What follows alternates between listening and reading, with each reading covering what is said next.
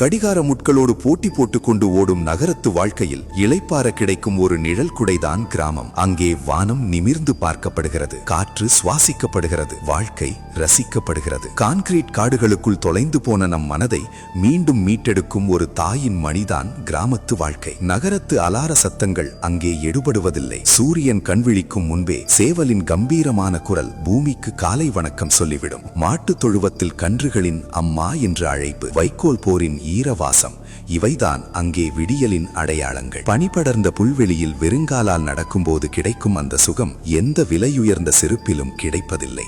கண்ணுக்கு எட்டிய தூரம் வரை பச்சை நிற பட்டு உடுத்தியது போல விரிந்து கிடக்கும் வயல்வெளிகள். அங்கே சேற்றில் கால் வைத்து நாற்று நடும் விவசாயியின் வியர்வை துளியில்தான் இந்த உலகின் பசியே அடங்குகிறது. வரப்பு ஓரங்களில் ஓடும் வாய்க்கால் நீரில் துள்ளி குதிக்கும் மீன்களும் சலசலக்கும் சத்தமும் ஒரு இயற்கை சங்கீதம். அங்கே காற்றுக்கு ஏசி தேவைப்படுவதில்லை. ஆலமரத்து நிழலும் தென்னங்கீற்று வீசும் காற்றும் தரும் குளிர்ச்சிக்கு ஈடு ஏது. திண்ணை பேச்சுகளில் அரசியல் இருக்கும், ஆனால் வஞ்சகம் இருக்காது. ஊரே ஒரு குடும்பமாகவும் வாழும் அதிசயம். மண்பானையில் ஊற்றி வைத்த தண்ணீரும் கேழ்வரகு கூழும் பழைய சோறும் கிராமத்து மனிதர்களின் நீண்ட ஆயுளின் ரகசியம். நாகரிகம் என்ற பெயரில் நாம் எதையோ தேடி ஓடிக்கொண்டிருக்கிறோம். ஆனால் நிம்மதி என்பது நாம் கடந்து வந்த அந்த மண் பாதையில்தான் இன்னும் மிச்சம் இருக்கிறது. எப்போதாவது ஒரு முறை செருப்புகளை களைத்து வைத்துவிட்டு அந்த செம்மண் பூமியில் நடந்து பாருங்கள்.